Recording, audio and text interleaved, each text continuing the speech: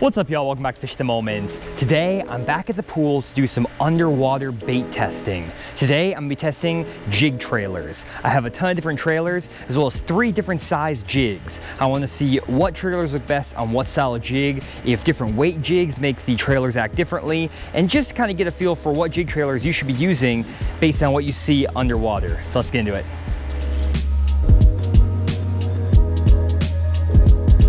The first jig we're gonna test is the Fish the Moment Offshore Jig by Jewel Baits. It's a 5/8 ounce jig. I'm gonna start with my go-to trailer, the Strike King Rage Craw.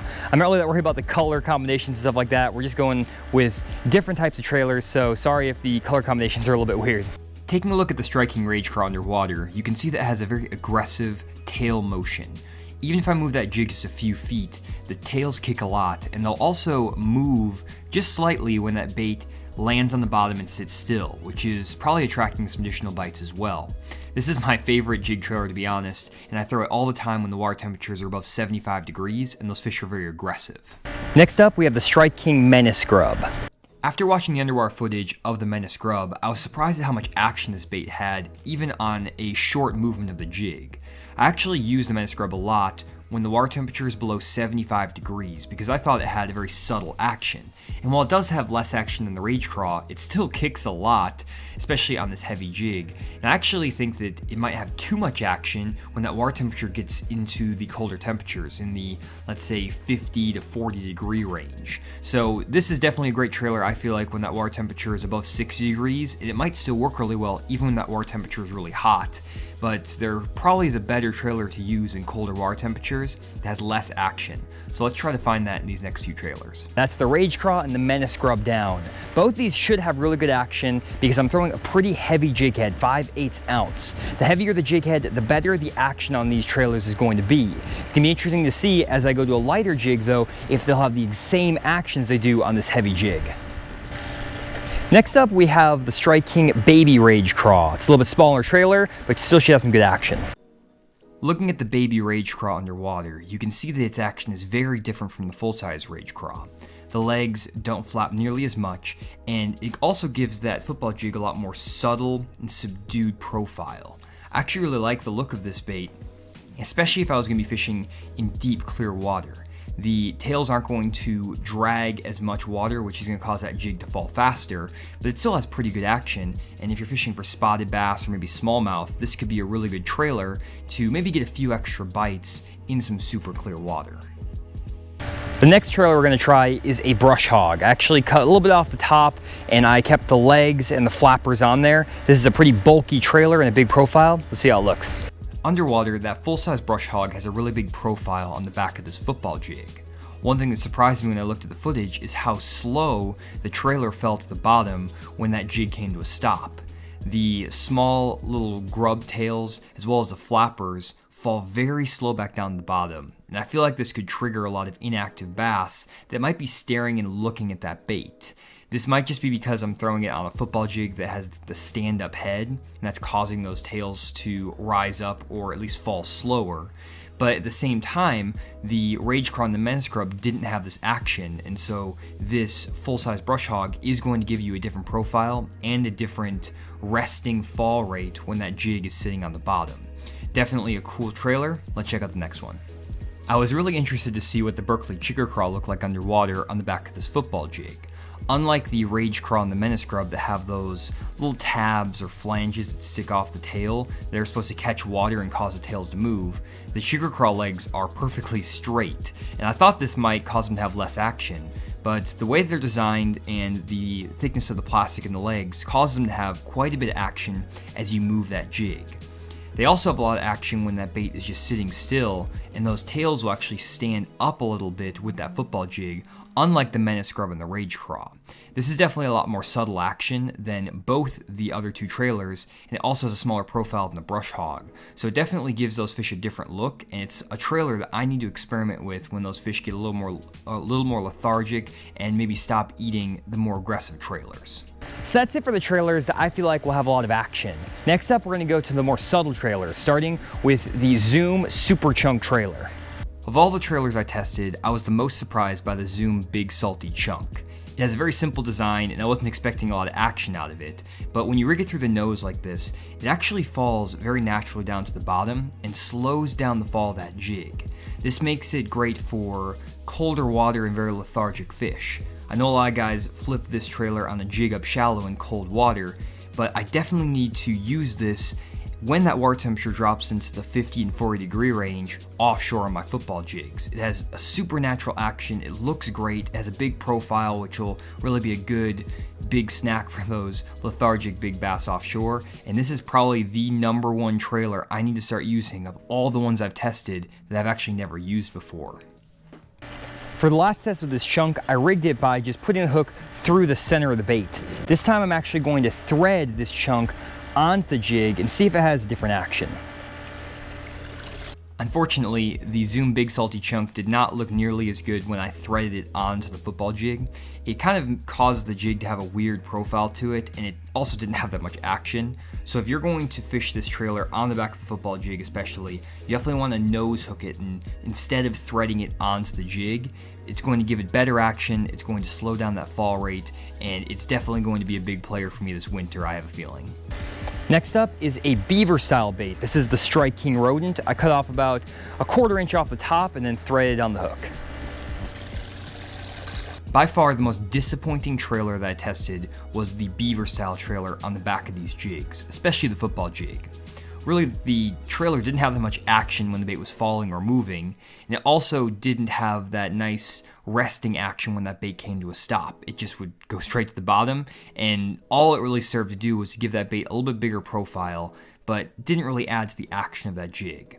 Therefore, I'm definitely going to stop throwing these beaver style baits on the back of my football jigs. Not worth it. I'd much rather go to one of those big chunks or a brush hog, or really any of the trailers that I talk about in this video.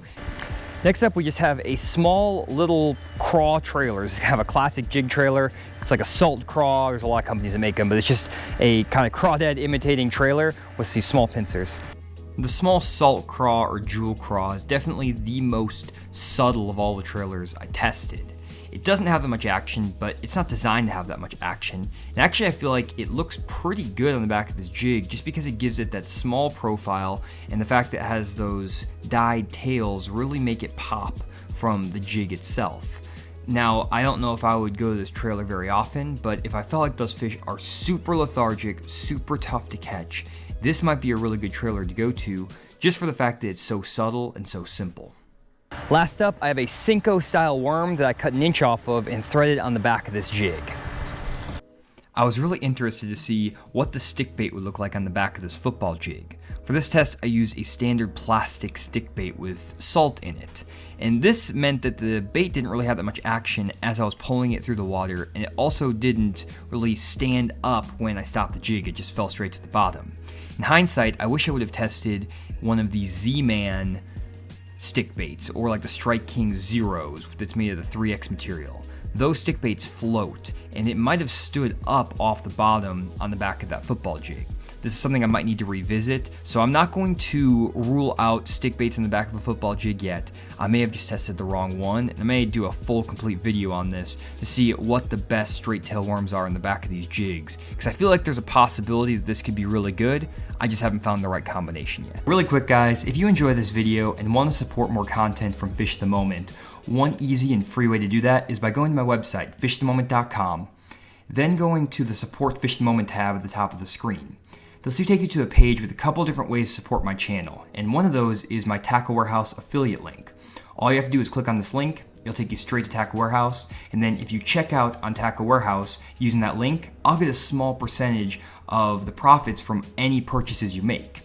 And the way this works basically is that there's a little tag at the end of the Tackle Warehouse URL, !from = Fish the Moment, and anytime you use that link, they'll know that I sent you to the website. And so one way to make sure you always use this link when you shop at Tackle Warehouse is just to bookmark the page and add that to your bookmarks bar.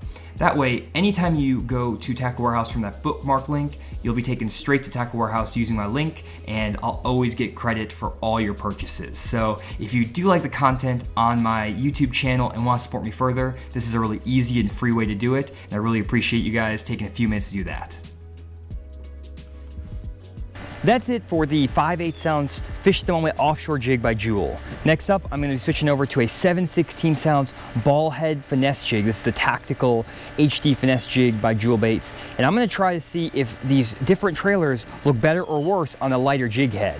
My expectation is that the trailers with a lot of action are going to have a little bit less action on the lighter head, and maybe some of those more subtle trailers might even look better on this lighter head. So let's see how it goes. I'm not going to bore you guys by going through every single trailer again, so I'll just show you some differences between the 7/16 ounce jig and that 5/8 ounce jig, if there are any, and then we'll get to the next jig.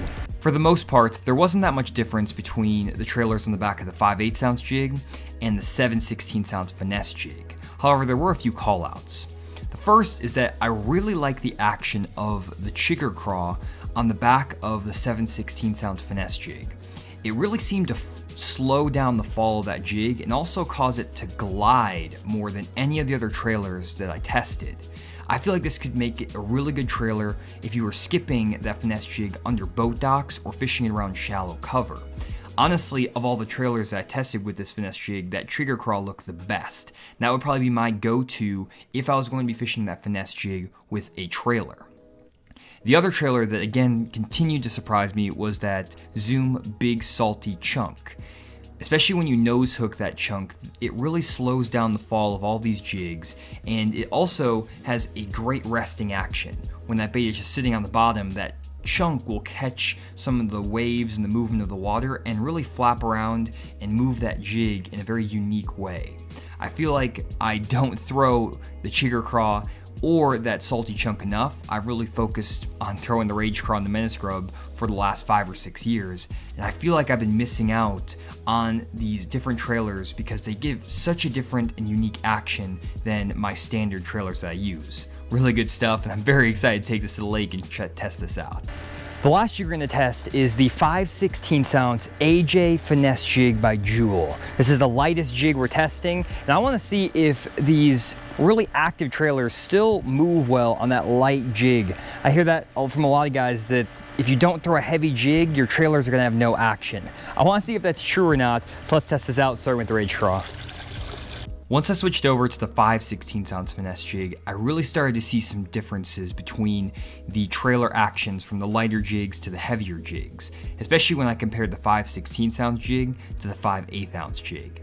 I'm going to go trailer by trailer and talk about these differences because they really do cause the bait to have a very different action. First off, we have the Strike King Rage Craw. You can definitely see that it has a lot less action on the 5/16 ounce jig than it does on the 5/8 ounce jig. This makes sense because that heavier head is going to pull that jig down faster, moving more water over the tails and causing it to kick more. I was surprised though at how much less action it had with that 5/16 ounce jig. Now obviously the trailer still has decent action, it looks okay, but the reason I would go to a Rage Craw is for that very aggressive tail kick, and if you're throwing a lighter jig, you're not going to get that.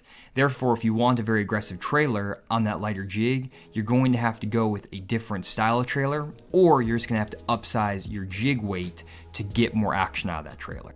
Next up, we have the Strike King Menace Grub, and it's very interesting because the Menace Grub has almost the exact same action on that 5/16 ounce jig as it does in the 5/8 ounce jig. This was surprising to me because I really thought that you would see a diminished action just like you did with the Rage Craw. Instead, the action is very similar, and this is really cool because if you want to throw a trailer that is versatile across a lot of different sizes of jigs, it seems like this Menace Grub is going to be a great choice. Obviously, it doesn't have as much kick as the Rage Craw, but it's going to have a lot more consistent kick, and you don't have to try to have a lot of different styles of trailers to go with your different weight jigs. If we take a look at the full-size brush hog on the back of this 5/16 ounce finesse jig, first you'll notice that the trailer is almost a little bit too big for this bait, and usually I would use a baby brush hog on the back of this 5/16 ounce jig as opposed to the full-size brush hog. But I wanted to keep the test consistent, and as you can see, it really slows down the fall rate of that jig. It gives a very bulky profile, and at the same time, it stands up really well when that bait is sitting down the bottom. Honestly, it doesn't look that bad, and if I was going to be flipping around shallow cover, this might be a really good way to get a slow falling bait with kind of a bulkier profile. You might have to go to a lighter jig with a heavier hook, because if you get bit on this, it's probably gonna be a pretty good one.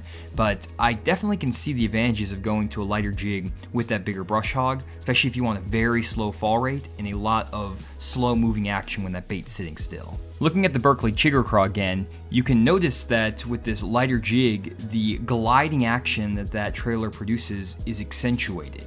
It seems like the lighter the jig, the more that bait has a tendency to glide, because those tails are going to catch water and move that bait to the right and to the left. This gives this bait a very unique action as it falls. It's very different from the Menace Grub or even that brush hog. I can definitely see times when that gliding action could give you a different look from other competitors or other people fishing in your area and generate some really good bites. This is definitely a trailer you need to be picking up if you haven't thrown it before, and I'm going to be throwing it a lot more this fall because I feel like this is going to help trigger a lot of bites when I'm fishing right behind other anglers. Probably the most disappointing trailer on the back of this 5/16 ounce finesse jig is that Strike King Baby Rage Craw.